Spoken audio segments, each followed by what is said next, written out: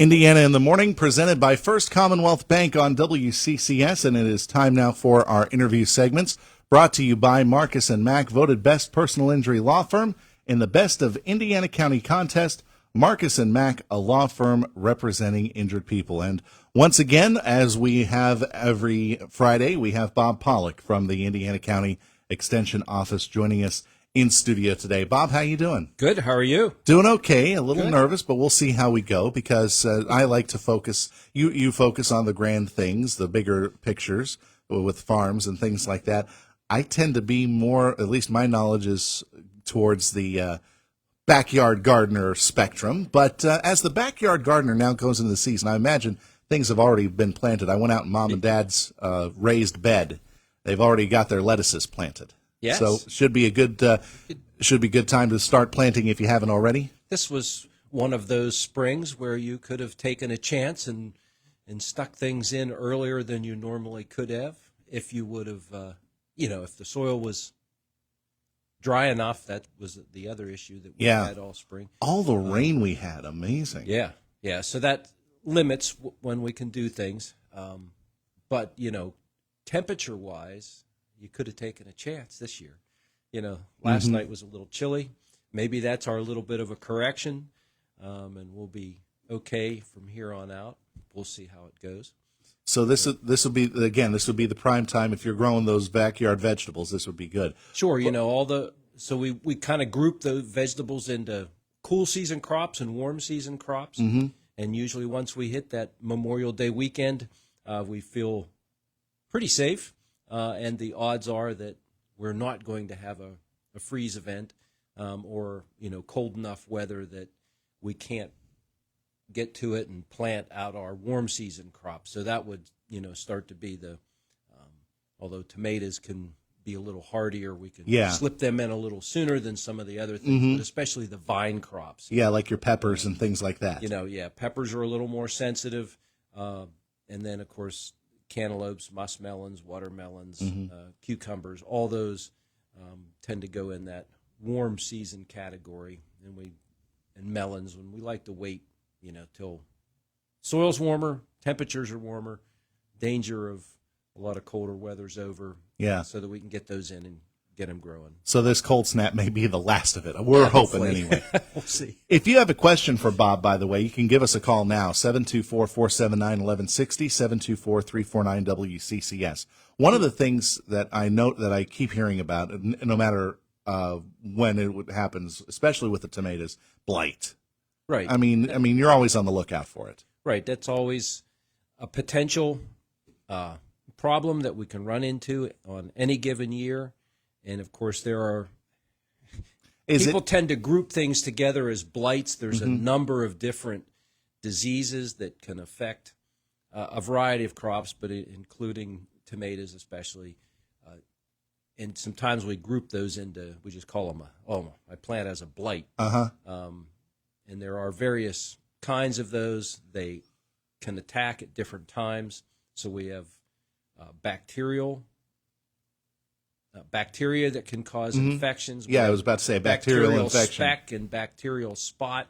It's a little early for that. However, those can overwinter here, and so we can, if the weather conditions are right, then we can start to see that. That can also come in the seed.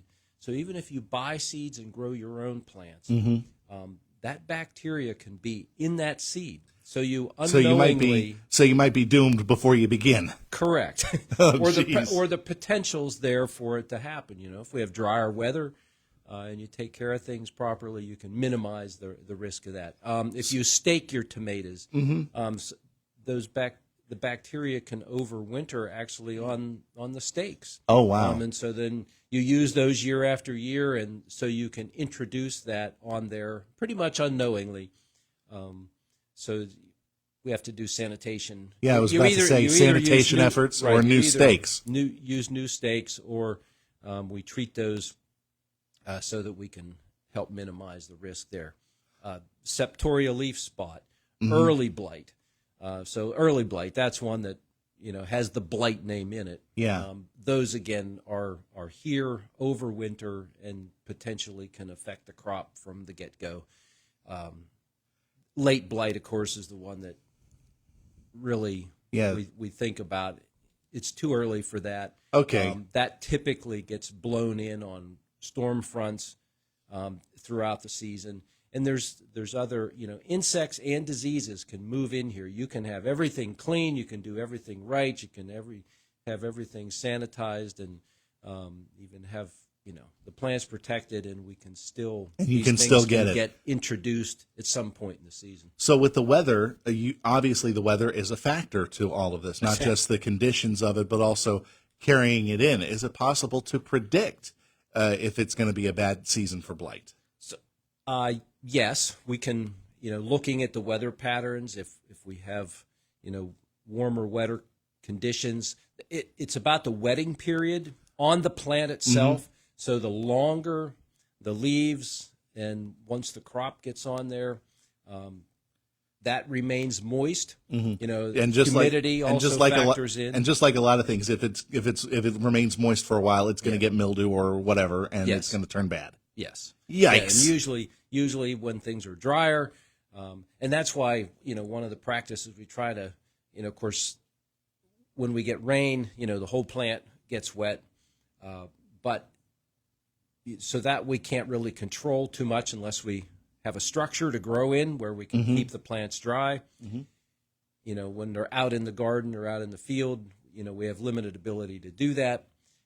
And then what can we do to help minimize the damage, the risk of disease? Then we can water what takes up water in the plant, the root system. The root system, so aim for that. The leaves aren't sucking the water in. I remember that being one of my lessons when mom had the lower garden. Whenever we had our vegetables, Josh, you're hitting the leaves. You need to aim for the root of the plant. Yeah, she was so right. Yeah, water the base of the plant. Keep the leaves dry as much as possible. That's a great practice to help minimize damage and disease. And what are some other things that maybe the home gardener should keep in mind as we start moving into the warmer months? Obviously, water levels are going to be important, but what are some other things? Just in order to head things off or to minimize risk or damage, just scouting, just going out there, being in the garden, and observing. Mm-hmm. So a lot of the insect pests that we can get. That's the other thing, yeah. We can see those. Mm-hmm. Diseases are a little tougher.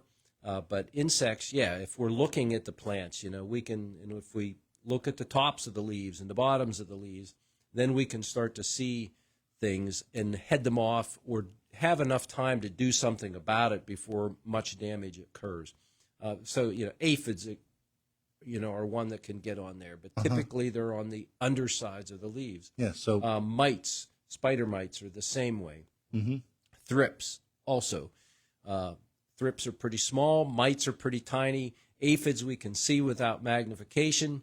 Some people can see. Well, thrips a lot of times go to the flowers. Oh, okay. And so if you look at the flowers and you see a speck on there, and then you can look closer and say, "Oh, yeah, that speck's moving," and it, so it might be something that we need to look at closer. Mites are tougher. Usually how we find mites are by, the color of the plant doesn't look quite right. Mm-hmm. If it's supposed to be dark green and the color of the green fades out and we almost get a little bit of a silvery appearance and we get speckling, it looks like you took a needle and just pricked the leaves in multiple places. Then you start looking at that closer, and that can be from spider mite damage. So a lot of things to look out for as we continue to move forward into the summer months. But as of right now, hope springs eternal, I guess, for anybody who's planting. Caterpillars are another group. Oh, that yeah. Can, sometimes attack various plants. And Very they come hungry in caterpillars, various sizes, various shapes, various colors. Some do an excellent job of blending in to the foliage color of the plant. That's the tough part, spotting these things. And you don't see them till you see parts of the leaf missing. Yeah.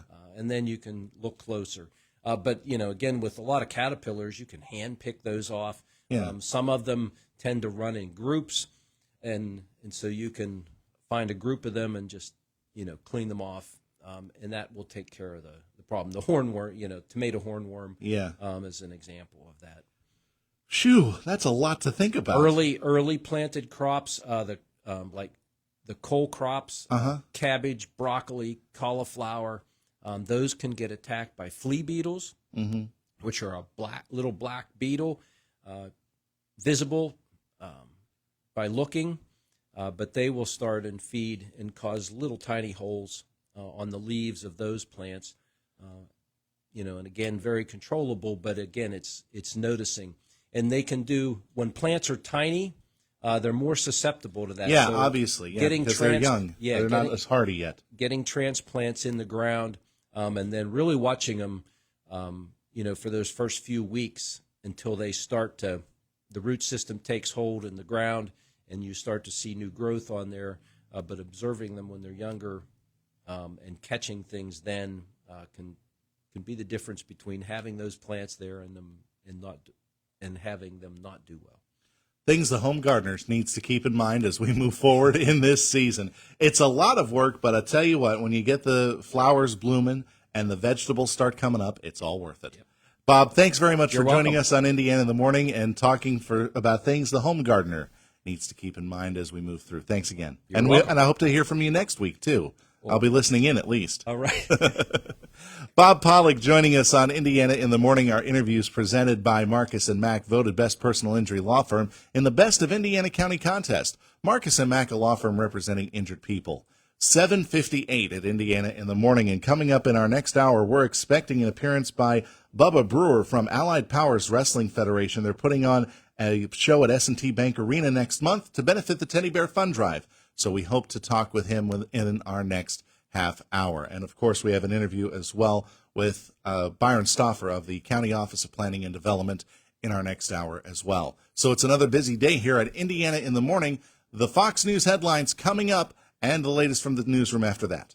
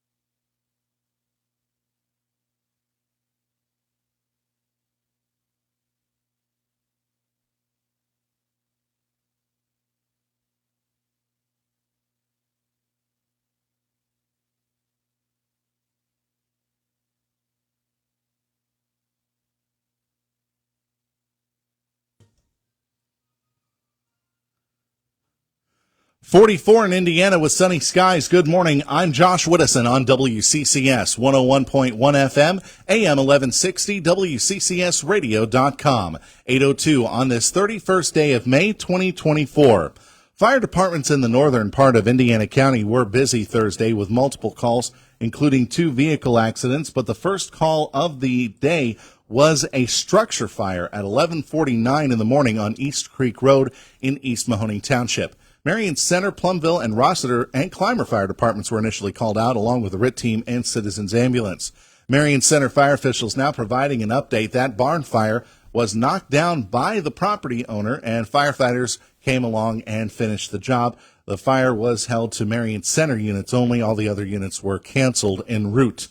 No other information has been released on how much damage was done, but again, knocked down quickly by the homeowner and the job finished by Marion Center Fire Department.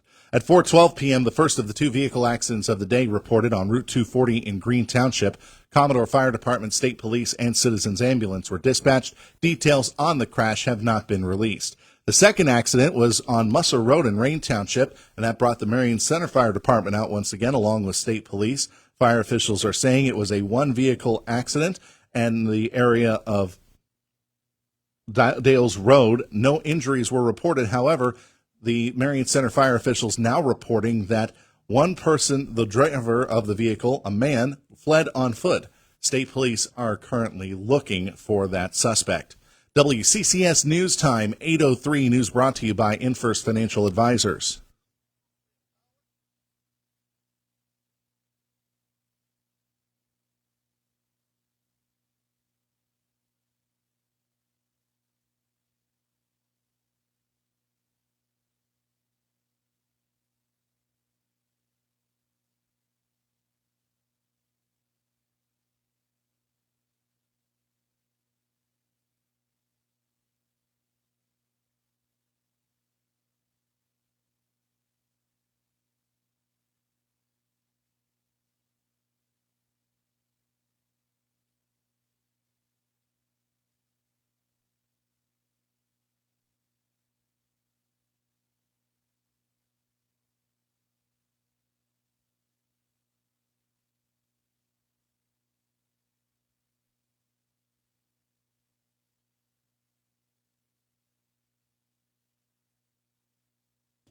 WCCS News Time, 8:05. National Weather Service out of Pittsburgh said a tornado briefly touched down on Wednesday in Latrobe. That storm hit in the area of McChesney Town and Loyalhanna in Latrobe, marking the 16th such storm in the region of western PA, eastern Ohio, and northern West Virginia this month, reported by the National Weather Service. Eyewitnesses said the EF0 tornado touched down around 6:20 p.m. Meteorologists said wind speed was clocked around 60 to 65 miles an hour. It did not exceed 70 miles an hour, and they are considering this one of the weaker storms. No injuries were reported, but trees and homes were damaged. State officials are extending the deadline for Pennsylvania residents to apply for property tax and rent rebates. Authorities say the deadline for older adults and Pennsylvania residents with disabilities to apply for the rebates on rent and property taxes paid in 2023 is now December 31st of this year. The deadline reportedly had been slated to be yesterday. The rebates will go to Pennsylvanians aged 65 and up, widows and widowers aged 50 and older, and residents with disabilities aged 18 and